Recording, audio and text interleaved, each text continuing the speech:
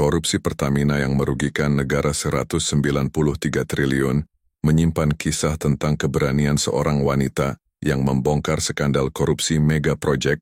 Wanita itu bernama Laras. Dia membongkar skandal korupsi suaminya, kedikdayaan, sang pengusaha minyak yang selama ini merasa tak tersentuh hukum. Berikut ini kisahnya, jangan lupa like, share, dan subscribe channel ini.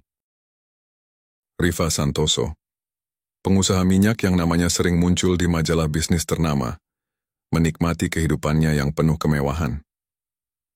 Ia tinggal di sebuah rumah megah di kawasan elit Jakarta dengan halaman yang luas, kolam renang berukuran Olimpik, dan garasi yang dipenuhi mobil-mobil mewah keluaran terbaru. Setiap sudut rumahnya dihiasi dengan perabotan mahal impor dari Eropa, lukisan-lukisan karya seniman terkenal, dan lampu kristal yang menggantung megah di langit-langit tinggi. Bagi siapapun yang melihatnya dari luar, kehidupan Rifa adalah puncak kesuksesan dan kejayaan. Setiap pagi, ia bangun di ranjang berlapis sutra, disajikan sarapan oleh koki pribadi yang telah menyiapkan menu terbaik. Kopi hitam yang ia minum di pagi hari adalah kopi eksklusif yang hanya bisa ditemukan di daerah terpencil Amerika Selatan. Setelah sarapan, Rifa biasanya bersantai di ruang kerja pribadinya yang memiliki jendela besar menghadap taman, sambil memeriksa laporan keuangan dan proyek-proyek yang sedang berjalan. Namun di balik kehidupan mewah itu ada banyak rahasia yang ia sembunyikan. Sumber kekayaannya bukan hanya berasal dari kejeniusannya dalam berbisnis, tetapi juga dari praktik-praktik yang penuh kecurangan. Ia dikenal sebagai pria yang tidak ragu untuk menyuap pejabat demi mendapatkan proyek-proyek besar. Setiap tender yang dimenangkannya seringkali berkat pelicin yang diberikan kepada para pengambil keputusan. Pajak yang harusnya dibayar ke negara ia manipulasi dengan bantuan akuntan yang lihai dalam memalsukan laporan keuangan. Bahkan, ia tidak segan-segan menggelapkan dana perusahaan untuk membiayai gaya hidupnya yang boros. Laras, istrinya, awalnya tidak terlalu mempedulikan dari mana sumber kekayaan suaminya berasal. Baginya, yang terpenting adalah kebahagiaan rumah tangga mereka. Namun semakin tahun berlalu, kecurigaannya semakin besar. Rifa semakin jarang berada di rumah, lebih sering melakukan perjalanan bisnis yang tidak jelas tujuannya. Bahkan, ketika berada di rumah, ia selalu sibuk dengan telepon dan rapat-rapat tertutup yang tidak pernah melibatkan Laras. "Kenapa kamu semakin jarang di rumah, Mas?" tanya Laras suatu malam saat mereka sedang makan malam di ruang makan yang luas dan elegan. Suaranya terdengar lembut, tetapi ada nada penasaran di dalamnya. Rifa menaruh sendok dan garpunya, lalu menatap istrinya dengan senyum tipis. "Bisnis makin sibuk, sayang. Aku harus pastikan semuanya berjalan lancar. Kamu sendiri tahu, kita hidup dari bisnis ini." "Tapi kenapa aku merasa ada yang kau sembunyikan?" Laras menghela napas. "Aku tidak pernah melihat laporan bisnis atau proyek-proyekmu dengan jelas. Kau selalu mengalihkan pembicaraan setiap kali aku bertanya."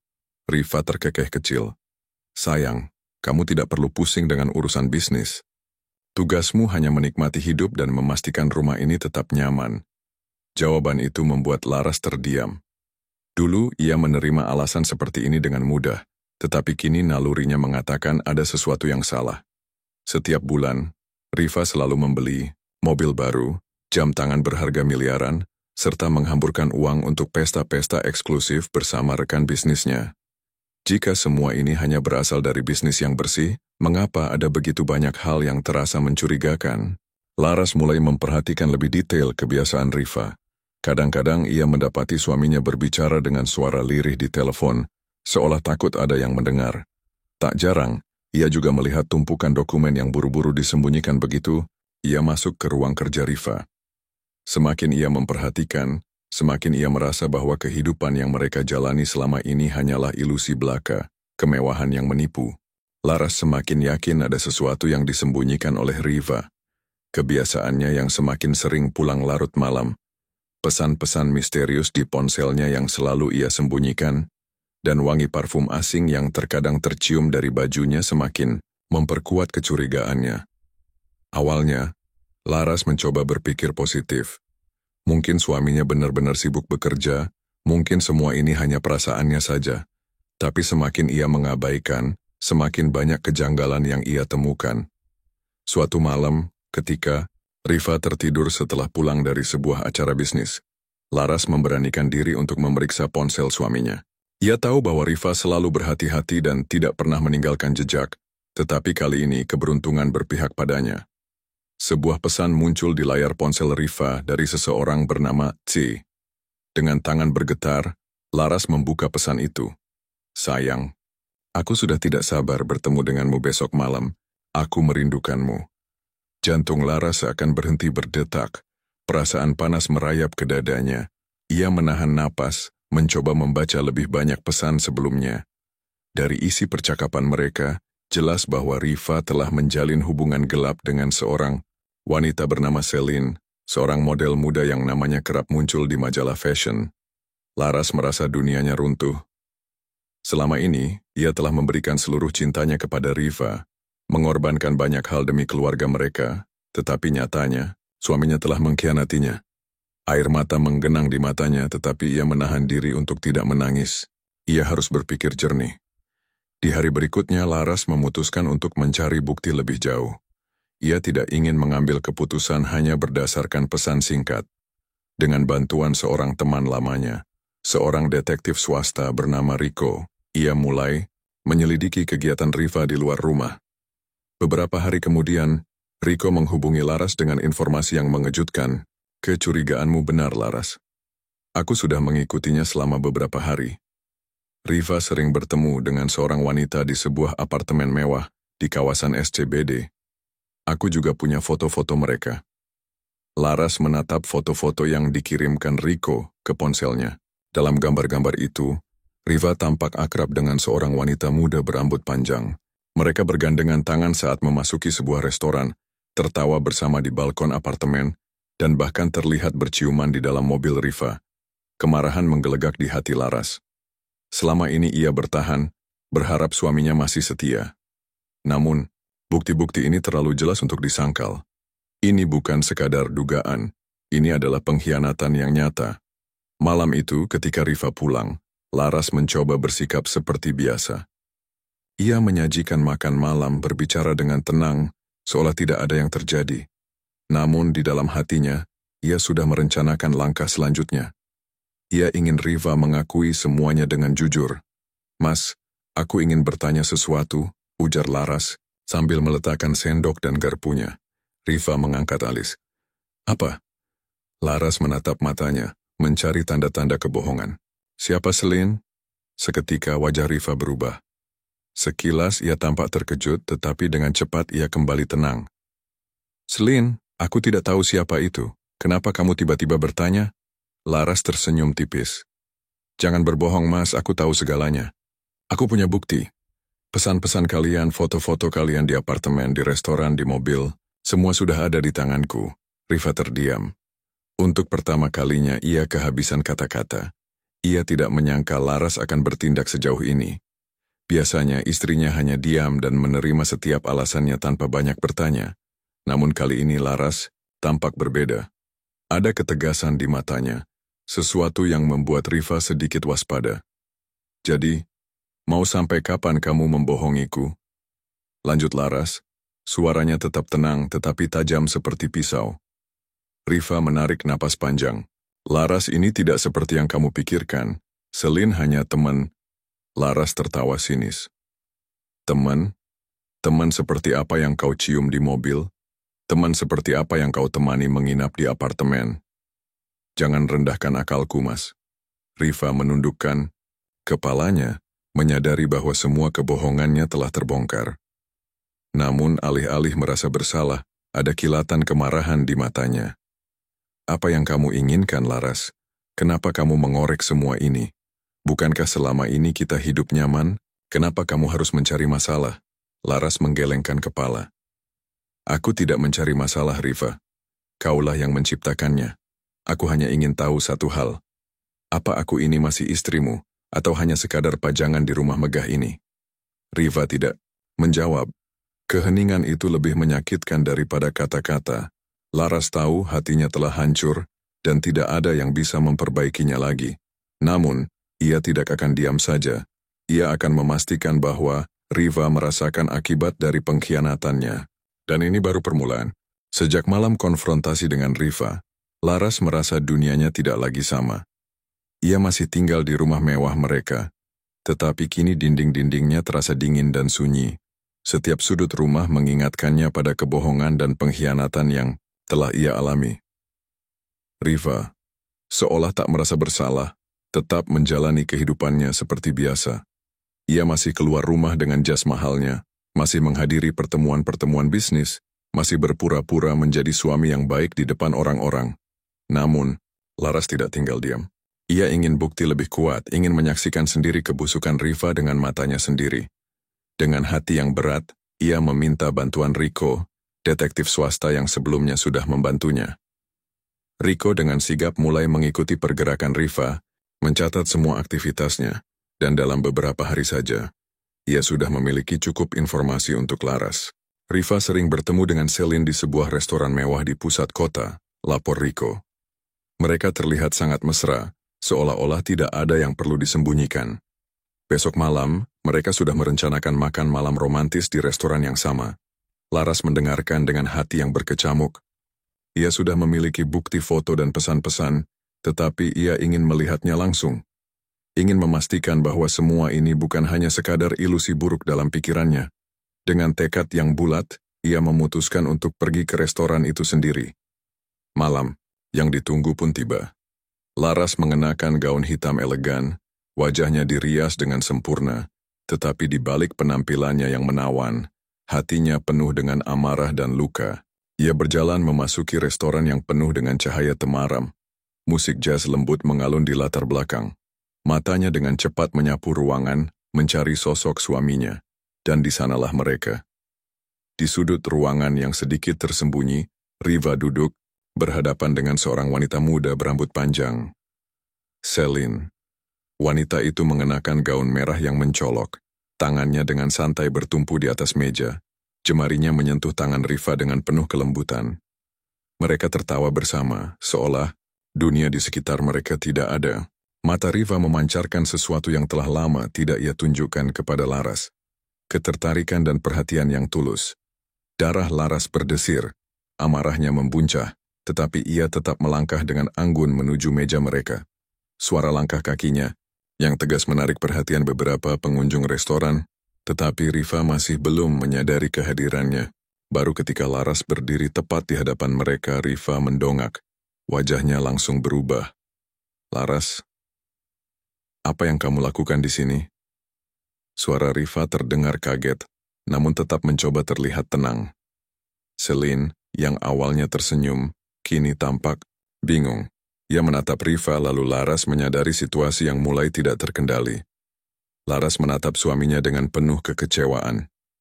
Aku hanya ingin melihat langsung dengan mataku sendiri. Siapa wanita yang telah membuatmu melupakan keluargamu. Dan ternyata benar inilah dia.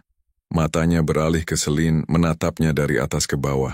Cantik, muda dan tentu saja tidak tahu malu. Celine tersentak. Maaf, siapa Anda? Laras tersenyum sinis. Aku adalah istri sah dari pria yang sedang kau pegang tangannya itu. Atau mungkin dia tidak memberitahumu tentang keberadaanku. Celine langsung menarik tangannya dari genggaman Riva. Ia tampak panik namun Riva tetap berusaha mempertahankan wajah tenangnya. Laras, ini bukan tempat yang tepat untuk membahas ini, katanya mencoba mengontrol situasi. Namun, Laras tidak akan membiarkan dirinya dipermalukan lebih jauh. Tempat yang tepat, Riva, kau yang memilih untuk bertemu di sini, di tempat umum, seolah tidak ada yang salah. Kau pikir aku akan diam saja seperti yang selalu kau harapkan? Para pengunjung restoran mulai memperhatikan mereka, bisik-bisik mulai terdengar. Riva tampak gelisah, menyadari bahwa situasi ini bisa mencoreng namanya. Laras, tolong jangan buat keributan. Kita bisa bicara di rumah. Laras menggelengkan kepalanya, lalu menatap suaminya dengan penuh kebencian. Tidak ada lagi yang perlu dibicarakan. Aku hanya ingin kau tahu satu hal, Riva. Aku tidak akan diam.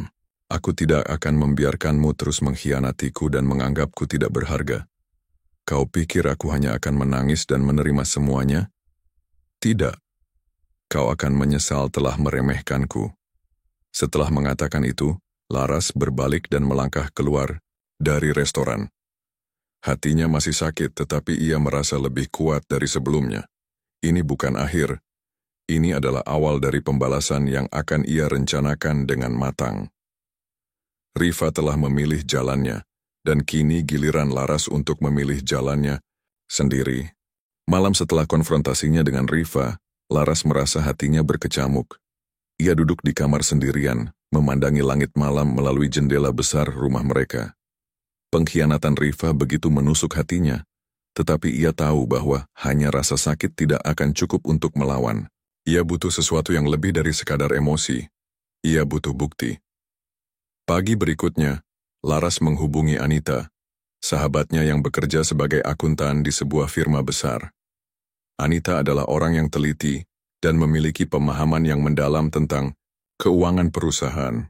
Mereka bertemu di sebuah kafe yang tenang, jauh dari pusat kota agar pertemuan mereka tidak menarik perhatian siapapun. "Laras, kamu yakin ingin melakukan ini?" tanya Anita sambil menyeruput kopinya. "Menyelidiki bisnis suamimu sendiri bukan hal yang mudah." Laras mengangguk mantap. "Aku harus melakukannya. Aku ingin tahu sejauh mana kebusukan Riva. Aku yakin dia tidak hanya berkhianat dalam pernikahan kami, tetapi juga dalam bisnisnya." Anita menghela napas. "Baiklah, aku akan membantumu, tapi kita harus berhati-hati. Jika Riva benar-benar terlibat dalam kejahatan keuangan, orang-orang di sekelilingnya pasti akan berusaha menutupi jejak." Dengan bantuan Anita, Laras mulai menelusuri laporan keuangan perusahaan Riva. Awalnya, semuanya tampak biasa saja, namun semakin dalam mereka menyelidiki, semakin banyak kejanggalan yang muncul. Ada transaksi dalam jumlah besar yang tidak jelas tujuannya. Ada dana yang dialihkan ke rekening pribadi, dan yang paling mencurigakan, ada beberapa perusahaan fiktif yang tampaknya digunakan sebagai tempat pencucian uang. Laras mulai mencatat semua temuan ini dalam sebuah buku catatan khusus.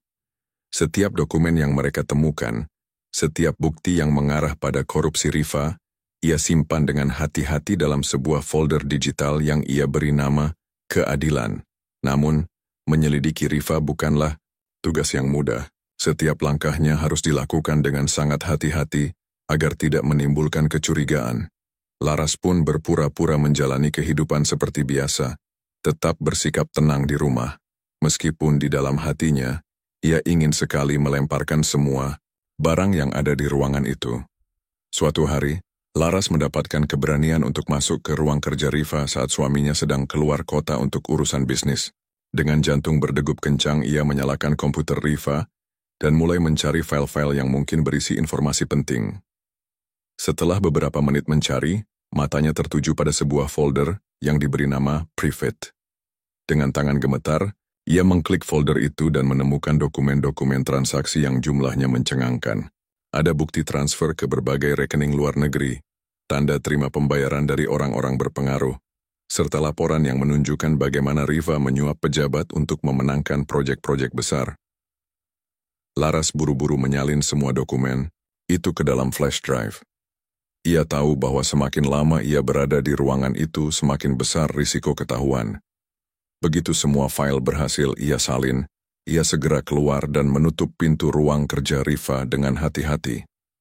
Malam itu, Laras duduk di tempat tidur sambil menatap layar laptopnya. Semua bukti ada di tangannya sekarang. Ia merasa puas tetapi sekaligus ketakutan. Ini bukan hanya tentang Riva yang berselingkuh, ini tentang sebuah kejahatan besar yang bisa menghancurkan banyak orang. Laras tahu bahwa ia tidak bisa melakukan ini sendirian. Ia butuh lebih dari sekadar data, ia butuh strategi. Maka ia menghubungi Anita kembali dan mereka mulai menyusun rencana untuk langkah berikutnya. "Kita harus mencari orang yang bisa dipercaya untuk membantu kita," kata Anita. "Aku mengenal seorang mantan auditor yang bisa membantu kita menguatkan kasus ini. Kita juga harus menyiapkan langkah jika Riva mulai mencurigai sesuatu." Laras mengangguk. Ia tahu bahwa langkah selanjutnya akan semakin berbahaya. Tetapi ia sudah bertekad. Ini bukan lagi sekadar tentang pengkhianatan suami, ini tentang menegakkan keadilan. meskipun taruhannya besar. Dengan hati yang mantap, Laras bersiap untuk babak baru dalam perjuangannya. Ia tidak akan berhenti sampai Riva mendapatkan hukuman yang setimpal. Malam itu Laras duduk di kamarnya dengan laptop terbuka di depannya. Ia menatap layar dengan perasaan yang campur aduk antara ketakutan, kemarahan, dan tekad yang membara. Di tangannya ia memegang flash drive berisi semua bukti kejahatan Riva, setiap transaksi ilegal, setiap bukti pencucian uang, setiap suap yang pernah dilakukan Riva kini tersimpan rapi di sana. Anita duduk di sampingnya, mengamati ekspresi Laras dengan penuh simpati.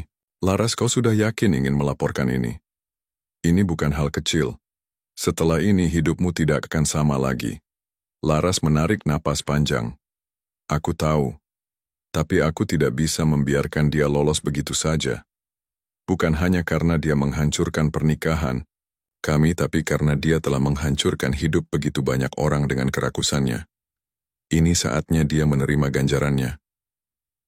Anita mengangguk pelan. Baiklah, kita akan melakukannya dengan hati-hati. KPK bukan lembaga sembarangan.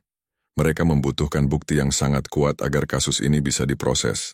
Setelah memastikan semua dokumen telah tersusun dengan rapi, Laras dan Anita membuat janji temu dengan seorang kenalan Anita, Pak Suryo, seorang mantan auditor yang pernah bekerja dalam beberapa kasus besar. Ia dikenal sebagai orang yang memiliki koneksi dengan KPK dan bisa membantu mengarahkan mereka agar laporan ini diterima dengan serius. Mereka bertemu dengan Pak Suryo di sebuah kedai kopi yang tidak terlalu ramai. Pria berusia 50-an itu menatap Laras dengan penuh perhatian. Ibu Laras, saya sudah membaca sekilas dokumen yang Anda berikan kepada Anita. Jika semua ini benar dan bisa diverifikasi, maka ini adalah kasus besar. Namun Anda harus memahami risikonya.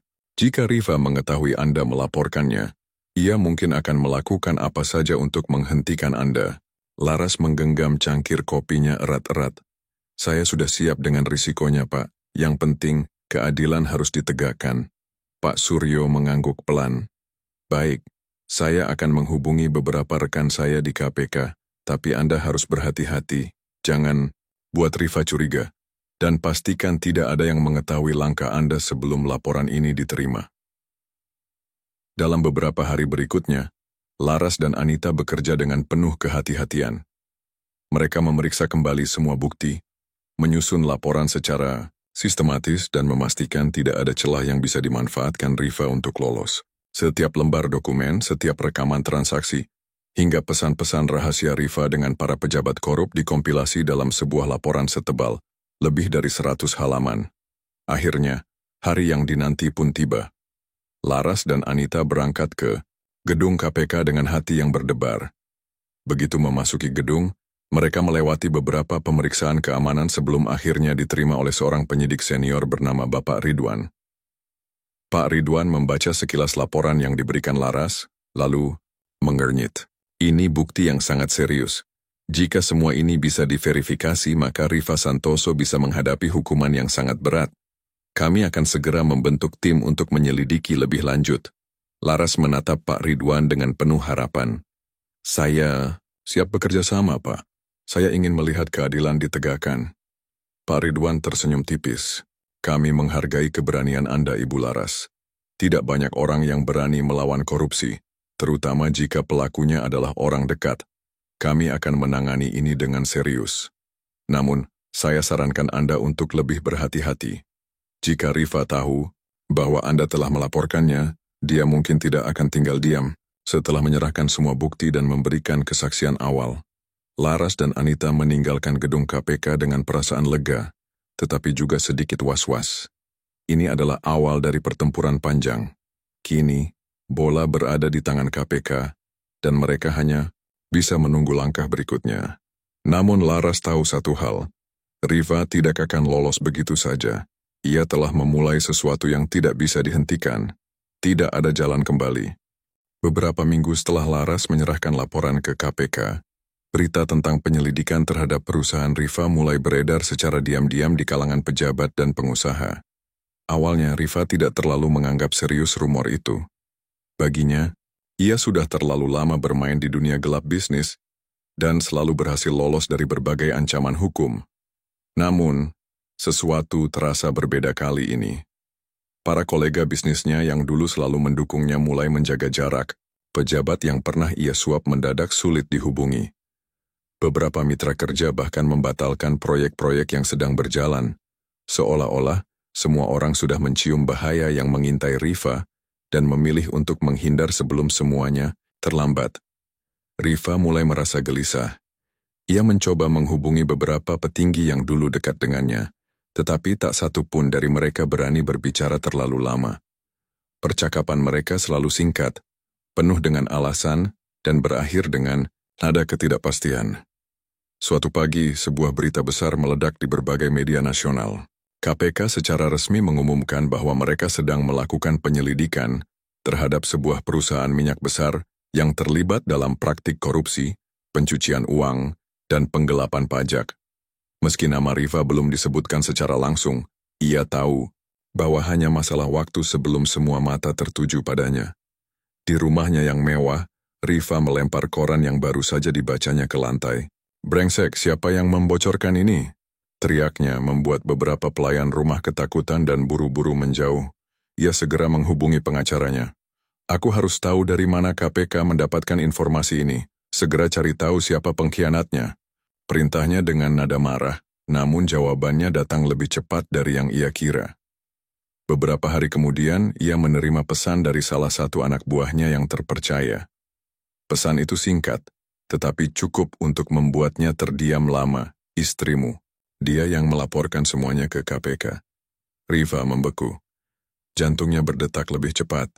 Laras? Istrinya sendiri? Bagaimana mungkin? Ia mengira Laras hanya akan marah dan pergi meninggalkannya. Tetapi tidak pernah ia bayangkan bahwa istrinya akan melakukan sesuatu seperti ini. Marah dan putus asa, Riva mencoba menemui Laras, tetapi wanita itu sudah tak lagi tinggal di rumah mereka. Semua barang-barangnya sudah hilang, dan ia seolah lenyap tanpa jejak. Laras telah menutup semua akses untuk berkomunikasi dengannya. Sementara itu, KPK semakin mempercepat penyelidikan mereka. Mereka memanggil beberapa mantan karyawan Riva untuk bersaksi, memeriksa laporan keuangan perusahaan, dan menyita dokumen-dokumen penting. Beberapa rekan bisnis Riva bahkan mulai bekerja sama dengan penyidik untuk menyelamatkan diri mereka sendiri. Di tengah badai yang semakin besar, Riva mencoba mengamankan asetnya. Ia memindahkan sebagian uang ke rekening luar negeri, menjual beberapa properti, dan bahkan bersiap untuk melarikan diri ke luar negeri jika situasi semakin memburuk. Namun, ia lupa satu hal. KPK telah mengawasi setiap gerak-geriknya. Suatu malam, ketika Riva hendak pergi ke bandara dengan jet pribadinya, ia melihat sekelompok orang berpakaian resmi menunggunya di hanggar. Beberapa detik kemudian ia mendengar suara tegas dari belakangnya. "Riva Santoso, Anda ditangkap atas dugaan tindak pidana korupsi, penggelapan pajak, dan pencucian uang." Para petugas KPK bergerak cepat, memborgol tangan Riva sebelum ia sempat melarikan diri. Di wajahnya, terpampang ekspresi keterkejutan yang luar biasa. Ia mencoba berontak, tetapi sia-sia. Saat ia digiring masuk ke mobil tahanan, Riva melihat seseorang berdiri di kejauhan. Sosok itu adalah Laras. Dengan ekspresi tenang, di wajahnya, mata mereka bertemu sesaat, dan dalam keheningan malam itu Riva akhirnya menyadari bahwa segalanya telah berakhir. Laras tidak berkata apa-apa. Ia hanya menatapnya dengan dingin, lalu berbalik pergi. Riva Santoso, sang pengusaha minyak yang pernah berjaya, kini hanyalah seorang tersangka korupsi yang kehilangan segalanya. Hari yang dinantikan akhirnya tiba. Gedung Pengadilan Tindak Pidana Korupsi, Tipikor, dipenuhi oleh puluhan wartawan dan masyarakat yang ingin menyaksikan jalannya persidangan Riva Santoso. Kasus ini telah menjadi sorotan nasional. Berita tentang kejatuhan seorang pengusaha minyak ternama yang selama ini dikenal kebal hukum menjadi topik hangat di berbagai media. Di dalam ruang sidang, Riva duduk di kursi terdakwa dengan wajah tegang. Ia mengenakan kemeja putih dan rompi oranye khas tahanan KPK. Matanya tajam, tetapi ada sorot kelelahan di sana. Sudah berminggu-minggu ia menjalani kehidupan di tahanan, sesuatu yang tidak pernah ia bayangkan dalam hidupnya yang penuh kemewahan. Hakim memasuki ruang sidang, diikuti oleh jaksa penuntut dan tim pembela Rifa. Semua mata tertuju pada satu titik, momen ketika dakwaan terhadap Rifa akan dibacakan secara resmi. Jaksa mulai membacakan daftar panjang kejahatan yang dituduhkan kepada Rifa: korupsi, penggelapan pajak, suap, dan pencucian uang. Bukti-bukti yang dikumpulkan selama penyelidikan pun dipresentasikan di depan majelis hakim.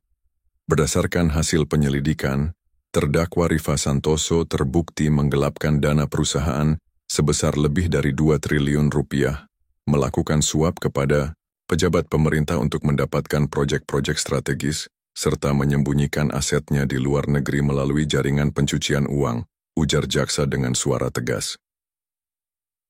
Rifa menelan ludah. Ia tahu bukti yang dimiliki KPK sangat kuat, tetapi ia tetap mencoba bertahan. Tim kuasa hukumnya berusaha membantah beberapa tuduhan, mengatakan bahwa tidak semua transaksi bisa dikaitkan langsung dengan Rifa, dan ada beberapa hal yang hanya berdasarkan asumsi. Namun jaksa sudah siap dengan senjata utama mereka, kesaksian para mantan rekan bisnis dan karyawan Rifa. Satu persatu saksi dipanggil ke depan untuk bersaksi. Beberapa mantan karyawan yang dulu bekerja di bagian keuangan perusahaan Rifa memberikan kesaksian tentang bagaimana uang perusahaan dialihkan ke rekening pribadi Rifa dan digunakan untuk membiayai gaya hidup mewahnya. Kami sering diperintahkan untuk memalsukan laporan keuangan agar terlihat bersih saat audit, ujar salah satu mantan karyawan. Bapak Rifa selalu mengatakan bahwa ini adalah bagian dari bisnis. Jika kami menolak, maka kami akan kehilangan pekerjaan, tambah yang lain. Tak hanya itu, beberapa pejabat yang dulu bekerja sama dengan Rifa juga bersaksi. Sebagian dari mereka telah lebih dulu ditangkap dan memilih untuk bekerja sama dengan KPK agar mendapatkan hukuman lebih ringan. Suasana sidang semakin tegang ketika bukti transfer dan rekaman percakapan Rifa dengan beberapa pejabat diputar di ruang sidang. Semua orang yang hadir bisa mendengar dengan jelas bagaimana Rifa berbicara tentang cara mengatur proyek dan memastikan bahwa semua pihak yang membantu mendapatkan bagian mereka. Wajah Rifa semakin pucat. Kali ini, ia tahu bahwa tidak ada jalan keluar. Di bangku penonton, Laras duduk dengan tenang. Ia telah menjalani banyak malam tanpa tidur sebelum akhirnya berani membawa laporan ke KPK, dan sekarang ia melihat hasil dari keberaniannya. Ia menatap Rifa dengan ekspresi yang sulit diartikan, bukan kebencian, bukan pula kepuasan. Hanya kelegaan bahwa keadilan akhirnya berjalan sebagaimana mestinya. Setelah berjam-jam persidangan yang melelahkan, hakim akhirnya menunda sidang untuk dilanjutkan minggu depan dengan agenda pembacaan tuntutan dari jaksa. Saat Rifa digiring kembali ke ruang tahanan, ia sempat menoleh ke arah Laras. Untuk pertama kalinya tidak ada kemarahan di matanya, hanya kelelahan dan kesadaran bahwa semuanya telah berakhir. Laras tetap diam. Ia tidak perlu berkata apapun. Keadilan telah berbicara, dan Rifa harus menerima akibat dari semua perbuatannya. Setelah persidangan yang panjang dan penuh ketegangan, vonis akhirnya dijatuhkan. Rifa Santoso divonis 18 tahun penjara atas tindak pidana korupsi, penggelapan pajak, dan pencucian uang. Selain itu, seluruh aset yang diperolehnya dari hasil kejahatan ekonomi disita oleh negara. Kabar ini menjadi headline di berbagai media, menandai berakhirnya era kejayaan seorang pengusaha minyak yang dulu begitu berkuasa. Bagi Rifa, kehidupan di balik jeruji besi adalah mimpi buruk yang tidak pernah ia bayangkan. Dari seorang pria yang terbiasa dengan kemewahan, ia kini harus tidur di sel kecil yang pengap dan makan makanan sederhana seperti tahanan lainnya. Tidak ada lagi wine mahal, tidak ada lagi perjalanan ke luar negeri, tidak ada lagi fasilitas eksklusif. Setiap hari ia dihantui oleh kejatuhannya sendiri, dan lebih dari itu pengkhianatan yang ia lakukan terhadap Laras. Sementara itu, Laras mulai menjalani kehidupan barunya. Setelah kasus Rifa mencuat, ia memilih untuk meninggalkan rumah mewah yang dulu mereka tinggali. Bagi Laras, tempat itu hanya menyimpan luka dan kenangan yang ingin ia lupakan. Ia pindah ke sebuah rumah yang lebih sederhana di pinggiran kota, jauh dari hiruk-pikuk kehidupan sosialita yang dulu sering mengelilinginya. Awalnya, Laras sempat merasa hampa. Setelah bertahun-tahun hidup dalam bayang-bayang pernikahan yang penuh kebohongan, ia kini benar-benar sendirian. Namun kesendirian itu justru membawanya pada sesuatu yang baru, kebebasan. Untuk pertama kalinya dalam hidupnya, ia merasa tidak lagi terikat oleh kepalsuan. Ia mulai kembali bekerja, bukan di perusahaan besar, tetapi di sebuah yayasan yang membantu perempuan korban kekerasan dalam rumah tangga dan penipuan finansial. Dari sana, ia bertemu banyak wanita yang mengalami penderitaan serupa, dan hal itu membuatnya sadar bahwa ia tidak sendiri. Ia menggunakan pengalaman hidupnya untuk memberi kekuatan kepada orang lain. Suatu hari Laras menerima surat dari penjara, dari Riva. Ia ragu untuk membukanya, tetapi akhirnya ia membaca isi surat tersebut. Laras, aku tahu aku telah menyakiti dan mengkhianatimu, dan tidak ada kata maaf yang cukup untuk memperbaiki semuanya. Aku tidak meminta belas kasihanmu, tetapi aku ingin kamu tahu bahwa aku menyesali segalanya. Aku kehilangan segalanya, dan aku sadar bahwa akulah penyebabnya. Terima kasih karena telah membuka mataku, meskipun caramu menyakitkan. Semoga kamu bisa menemukan kebahagiaan yang selama ini aku tidak pernah berikan padamu. Riva. Laras menutup surat itu dan menghela napas panjang. Ia tidak membalasnya. Tidak karena ia masih marah, tetapi karena ia tahu bahwa tidak ada lagi yang perlu dikatakan. Masa lalu telah terkubur, dan ia harus melangkah ke depan. Dengan langkah mantap, Laras terus menjalani hidupnya. Ia tidak lagi melihat ke belakang, tidak lagi meratapi apa yang telah hilang. Ia tahu bahwa kebahagiaannya tidak terletak pada kemewahan atau balas dendam, tetapi pada kebebasan dan ketenangan yang kini ia rasakan. Di dunia ini, pengkhianatan memang menyakitkan. Tetapi, dari pengkhianatan itulah, keadilan bisa menemukan jalannya, dan seseorang bisa menemukan dirinya yang sebenarnya.